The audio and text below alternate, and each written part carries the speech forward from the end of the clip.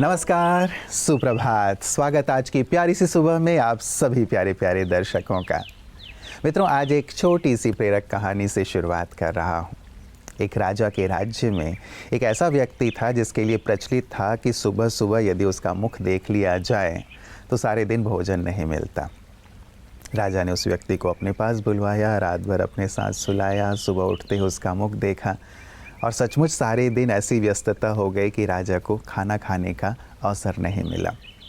राजा बड़े क्रोधित हुए कि बात सच है जो लोग कहते हैं और उस व्यक्ति को फांसी की सज़ा सुना दे। उस व्यक्ति की अंतिम इच्छा पूछी गई तो उसने कहा, मैं राजा से एकांत में मिलना चाहता हूँ। एकांत में मिला। राजा से कहा कि राजन, आपने मेरा मुख देखा तो सारे दिन आपको भोजन नहीं मिला, लेकिन सुबह सुबह मैंने आपका मुख देखा तो मुझे मृत्युदंड की सज़ा मिल गई। राजा समझ गए कि व्यक्ति क्या कहना चाहता है, बड़े लज्जित हुए और उसे रिहा कर दिया। सचमुच मित्रों, हमारे जीवन में जो उतार चढ़ाव आते हैं, हम परिस्थितियों को, बातों को, लोगों को दोष देते हैं कि इनके कारण मेरे साथ ऐसा हो रहा है, दूसरों की ही गलतियां निकालते हैं। हमें अपने ऊपर ध्यान देना चाहिए और अपनी गलतियों को ढूंढना चाहिए कि मेरे किस गलती की वजह से मैं असफल हो रहा हूँ या मेरे साथ ऐसा हो रहा है। यदि हम स्वयं को देखना प्रारंभ करते हैं तो अपने दोषों को दूर करके हम सफलता की ओर बढ़ पाते हैं। तो आप सफलता की ओर बढ़ें इन्हीं मंगल कामनाओं के साथ। आइए हम भी आगे बढ़ते हैं आज के सुंदर सुवाक्य की ओर। सही निर्णय भी गलत है अगर वो देर से लिया गया है। गलत और सही में से सही निर्णय लेना बहुत आवश्यक है, मगर सही निर्णय सही समय पर ना लिया जाए तो हमें सफलता नहीं मिल सकती। जीवन में हर कार्य करने का एक सही समय होता है और सही निर्णय सही समय पर लेने से ही उसका मूल्य है। इसके लिए हमें परखने और निर्णय करने की शक्ति की जरूरत है। राजयों के द्वारा परमात्मा से जुड़कर हमें ये शक्तियाँ सहज मिल जाती है। हमें ये आभास होता है कि यही सही विकल्प है और यही सही समय है और हम परमात्मा की मदद से सफलता पा सकते हैं। मित्रों, कहीं लिखा हुआ था कि एक समय था जबकि मंत्र काम किया करते थे, एक समय था जबकि तंत्र काम किया करते थे और अब समय ऐसा आ गया है जबकि षड्यंत्र काम किया करते हैं।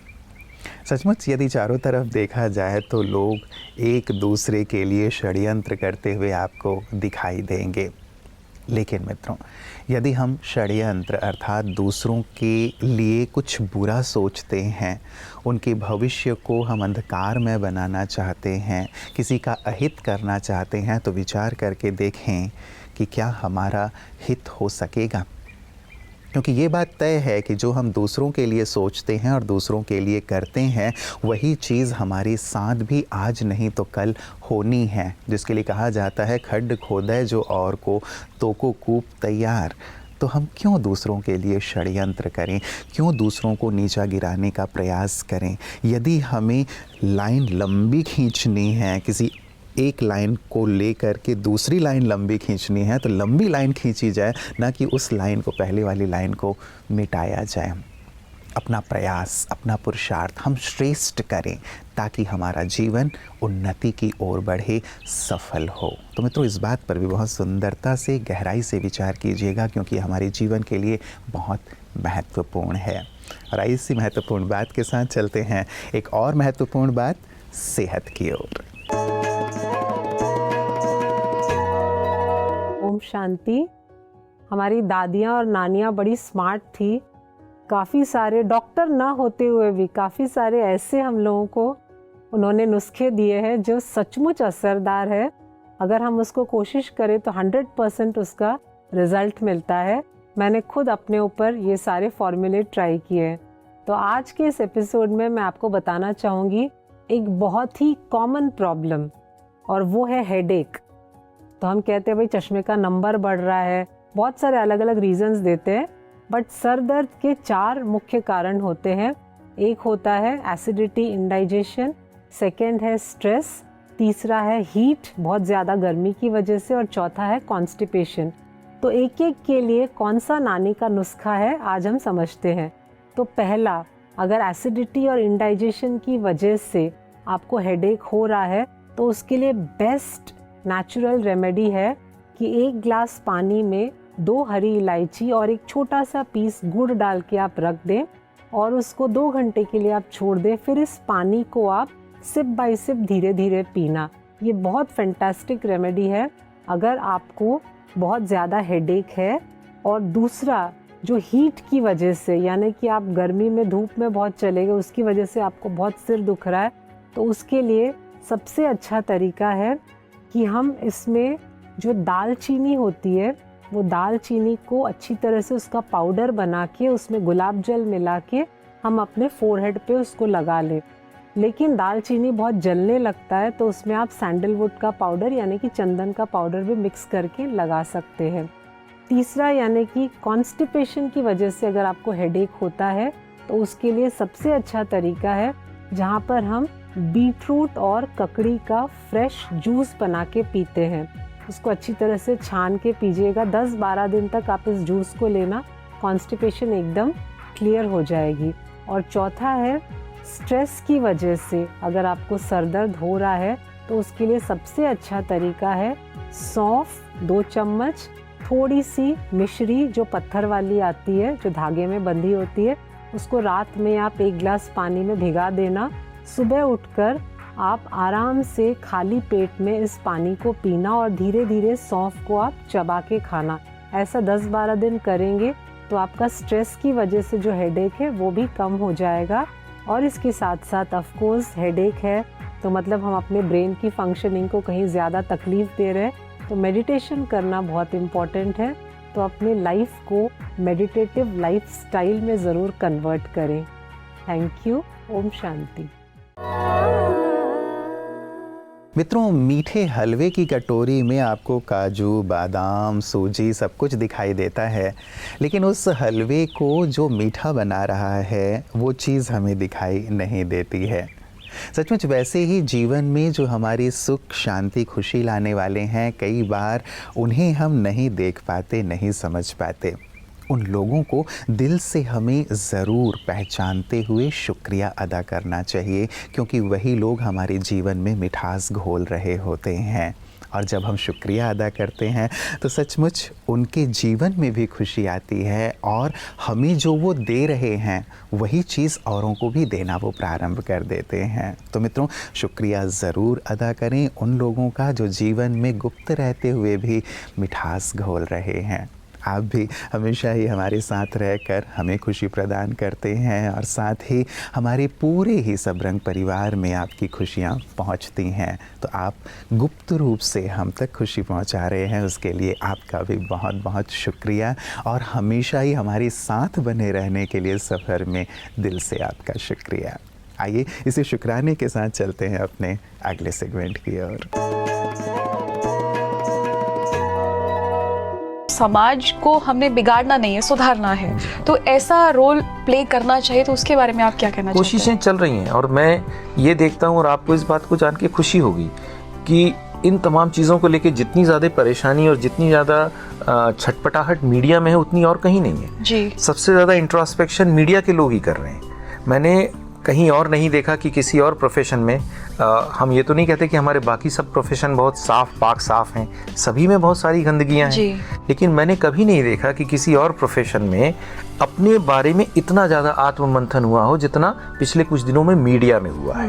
मीडिया के लोग ज़्यादा चिंतित हैं क्योंकि मीडिया के लोग भी सोचते हैं कि हम अपने आप को किस तरह से बेहतर बनाएं और किस तरह से मूल्यों पर चलने की कोशिश करें।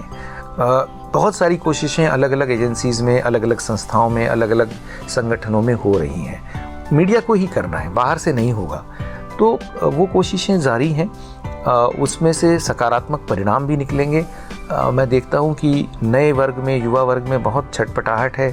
जो नई जनरेशन आ रही है वो इन सब चीज़ों को नकारती है, जो ख़राब चीज़ें हैं उनको नकारती है। अगर कोई ख़राब बात समाज में या बाहर होती है तो हम देखते हैं कि सबसे पहले युवा खड़े हो रहे हैं और युवा आके उन चीज़ों का प्रतिकार करते हैं। तो ये भी एक सकारात्मक कदम है। जैसे कि आप यहाँ ब्रह्मा कुमारीज़ के परिसर में आए भी हैं और आपने मीडिया सम्मेलन भी देखा है, तो उसके बारे में आपके क्या विचार हैं? आपको यहाँ पर आकर के कैसा लगा है? मुझे यहाँ पर बहुत अच्छा लगा। ये मेरी पहली यात्रा है और मैं जानता हूँ कि पिछले कुछ सालों में लगातार ब्रह्मा कुमारीज़ के अलग अलग विंग्स में अलग अलग काम तो हो ही रहे हैं। मीडिया के क्षेत्र में लगातार काम हो रहा है और मीडिया में मूल्य बोध को जगाने की लगातार कोशिशें हो रही हैं। हर साल एक बहुत बड़ी कॉन्फ्रेंस और एक और सम्मेलन, 2 सम्मेलन साल में होते हैं और मैं नहीं समझता कि इतने ज़्यादा पत्रकार या इतने ज़्यादा मीडिया प्रोफेशनल्स कहीं एक छत के नीचे इकट्ठा होते हों जितने यहाँ होते हैं जी। और वो भी पूरे सात्विक वातावरण में 3-4 दिन यहाँ रहकर अपने आप को भी खोजने की कोशिश करते हैं। जैसा मैंने कहा कि जो मंच से बातें होती हैं वो तो होती हैं, पर अपने आप को भी एक तलाशने की कोशिश है कि कहाँ से हमने सफ़र शुरू किया था, आज हम कहाँ पहुँच गए हैं और क्या सच में यही वो मंजिल है जिसे पाने के लिए हमने ये सफ़र शुरू किया था। तो इस तरह का इंट्रोस्पेक्शन यहाँ चलता रहता है। मुझे बहुत खुशी है कि यहाँ इस तरह का आयोजन हो रहा है और इससे उम्मीद भी बनती है। जिस तरह से हम हर साल यहाँ आने वालों की संख्या में इजाफा देखते हैं तो मुझे लगता है कि एक सकारात्मक मोड़ की तरफ, सकारात्मक दृष्टि की तरफ हम चल रहे हैं। मित्रों, कहते हैं कुछ सेकंड की मुस्कुराहट से जब तस्वीर अच्छी आ सकती है तो सदा मुस्कुराने से ज़िंदगी कितनी खूबसूरत हो सकती है। सचमुच मित्रों, हमें केवल कुछ पल के लिए, केवल फ़ोटो खिंचवाने के लिए नहीं मुस्कुराना चाहिए, लेकिन हमेशा ही इस मुस्कान को अपने जीवन का अंग बना लेना चाहिए। विचार करें, क्या उदास होकर, परेशान होकर हम किसी समस्या का निदान कर सकते हैं? यदि बात आ भी गई है तो उदास, निराश होने से वो समस्या तो और भी पहाड़ बन करके हमारे सिर पर चढ़ जाती है। और यदि हम मुस्कुराते रहते हैं, हल्के रहते हैं, समाधान की ओर देखते हैं, तो बात बड़ी से बड़ी क्यों ना हो लेकिन हल्की हो जाती है। तो मित्रों, ये ज़रूर अपने जीवन में सीख लें कि कोई भी बात हो, हमें अपने चेहरे से मुस्कान को नहीं जाने देना है। मुस्कुराते हुए ज़िंदगी को खूबसूरत बनाना है। और कैसे ये किया जा सकता है, वही सिखा रही हैं ब्रह्मा कुमारी बहनें आध्यात्म के माध्यम से। आइए देखें पीस न्यूज़ हाइलाइट्स में।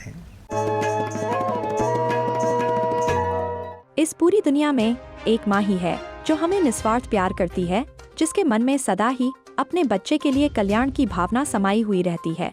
इसलिए राजस्थान के भरतपुर स्थित ब्रह्मा कुमारीज विश्व शांति भवन में अंतर्राष्ट्रीय मातृत्व दिवस के उपलक्ष्य में एक कार्यक्रम का आयोजन किया गया, जिसमें professor HOD botany, MSJ college, doctor Archana Singh ji मुख्य अतिथि के रूप से उपस्थित रहीं। इसके साथ ही BK कविता बहन, वरिष्ठ राजयोग शिक्षिका BK प्रवीणा बहन, विशिष्ट अतिथि डॉक्टर मीनाक्षी गुप्ता जी, वरिष्ठ स्त्री रोग विशेषज्ञ श्रीमती मंजू जी एवं अन्य महानुभाव भी मौजूद रहे और दीप प्रज्वलन से कार्यक्रम की शुरुआत की गई। तत्पश्चात मंचासीनों ने इस खास दिवस के उपलक्ष्य में अपने अपने विचार प्रकट किए और अंत में संस्था द्वारा माताओं को सम्मानित किया गया। मित्रों, एक छोटी सी चींटी आपके पैर को काट सकती है, लेकिन आप उस छोटी चींटी के पैर को नहीं काट सकते। कहने का भाव ये है कि व्यक्ति जो छोटे से छोटा है, जो कार्य कर सकता है, वो बड़ा व्यक्ति नहीं कर सकता। सुई का अपना महत्व है, तलवार का अपना महत्व है। इसीलिए कोई किसी भी पद में है, पोजीशन में है, किसी भी जाति, भाषा, धर्म का है, हम सबके लिए समान भाव रखें और सम्मान का भाव रखें, क्योंकि हर एक व्यक्ति हमारे सुखमय जीवन के लिए अति अनमोल है, आवश्यक है। कोई छोटी से छोटा व्यक्ति भी हमारे सुखमय जीवन का एक अहम हिस्सा होता है। यदि वो ना हो तो हमारे सुखमय जीवन में कहीं ना कहीं कमी रह जाएगी। आप विचार करके देखिएगा। इसीलिए हमारे आसपास जो भी हैं, चाहे छोटे हैं या बड़े हैं, लेकिन हम सब के लिए समान भाव रखें, सम्मान का भाव रखें, तो जीवन आनंद और सुखों से भरपूर हो जाएगा। और यही हमारी आप सभी के लिए मंगल कामना है। तो आपका जीवन आनंद से परिपूर्ण हो। इन्हीं शुभ भावनाओं के साथ नमस्कार। ओम शांति।